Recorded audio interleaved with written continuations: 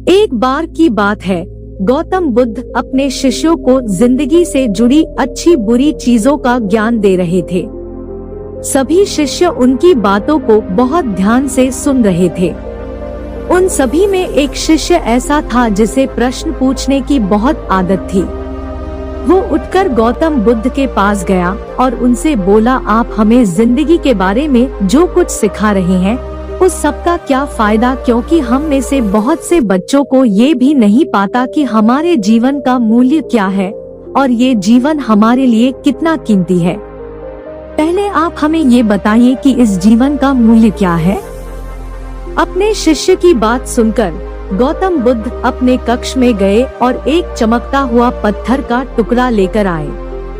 वो टुकड़ा उन्होंने अपने शिष्य को दिया और बोले, मैं तुम्हें इस जीवन का मूल्य तब बताऊंगा जब तुम इस पत्थर का सही मूल्य पता लगा कर आओगे। साथ ही ये ध्यान रखना कि तुम्हें ये पत्थर का टुकड़ा किसी को बेचना नहीं है। गौतम बुद्ध की बात मानकर वो शिष्य बाजार की तरफ चला गया। बाजार में सबसे पहले उनकी नजर एक फल बेचने वाले पर पड़ा और उसने वो पत्थर उस फल वाले को दिखाया और बोला, इस पत्थर के बदले आप मुझे कितने फल दे सकते हो। फल वाला बोला, ये पत्थर कुछ खास तो नहीं है, लेकिन फिर भी इसके बदले में तुम्हें 10 किले दे सकता हूँ। वो शिष्य उस पत्थर को लेकर आगे चला गया। फिर उसे एक सब्जी वाला मिला। शिष्य ने उस सब्जी वाले से उस पत्थर की कीमत पूछी। सब्जी वाले ने उस पत्थर को ध्यान से देखा और बोला, इस पत्थर की कीमत के बदले में तुम्हें ज्यादा से ज्यादा एक बोरी भरकर सब्जी वाला दे सकता हूँ। इसके बाद वो शिष्य उस पत्थर को लेकर एक सोने के व्यापारी के पास गया। उस पत्थर की टुकड़े की चमक देखते ही उस सुनार ने उसकी कीमत 100 सोने के सिक्के लगाई। शिष्य ने वो टुकड़ा बेचने से मना किया तो वो सुनार उसके बदले 200 सोने के सिक्के देने को भी राजी हो गया, लेकिन शिष्य ने वो पत्थर नहीं बेचा। इसके बाद वो शिष्य एक हीरो के व्यापारी के पास गया और उनके सामने उसने वो पत्थर के टुकड़े को रख दिया।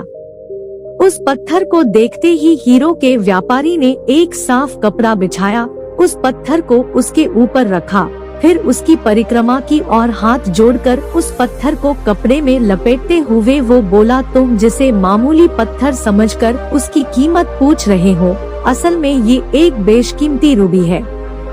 ऐसा रूबी हर किसी को नहीं मिलता।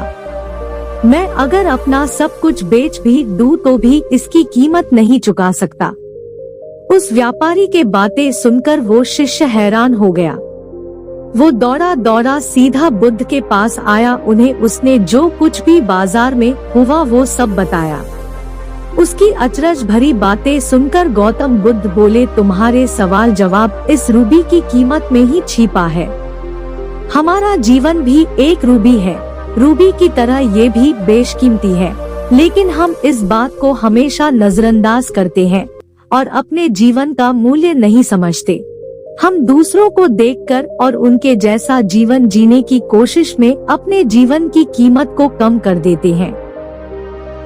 हम ये सोचते हैं कि हमारी जिंदगी की कीमत वही है जो दूसरे हमें बताते हैं, लेकिन ये बात हमेशा ध्यान रखना कि सामने वाला अपनी हैसियत, बुद्धि और अपनी समझ के हिसाब से तुम्हारी कीमत लगाता है। जिंदगी सिर्फ एक बार मिलती है, इसलिए इसको बर्बाद ना करें। अपनी जिंदगी को उतना ही कीमती समझे जितना कीमती आप अपने बैंक में रखे रुपयों को समझते हैं। आज के समय में लोग अपनी जिंदगी से ज्यादा कीमती प्यार, पैसों और दिखावे से भरी चीजों को समझते हैं।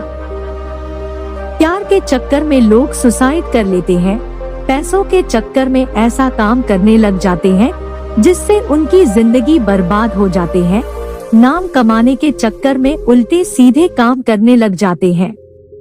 हमेशा याद रखें कि दिखावा करना जरूरी नहीं है। प्यार दोबारा मिल सकता है, पैसा फिर कमाया जा सकता है, लेकिन जिंदगी को फिर से पाया नहीं जा सकता। इसलिए अपनी इस बेशकीमती जिंदगी को अच्छे से जिए, हर पल का आनंद ले। कभी ये ना सोचे कि आप इस दुनिया में किसी काम के नहीं हैं, ना कभी ये सोचे कि आपकी जिंदगी व्यर्थ है, आपके होने या ना होने से कुछ फर्क नहीं पड़ता। जब भी ऐसे नेगेटिव विचार आपके मन में आए तो खुद को बस ये याद दिलाएं कि जीवन एक रूबी है और ये बेशकीमती है।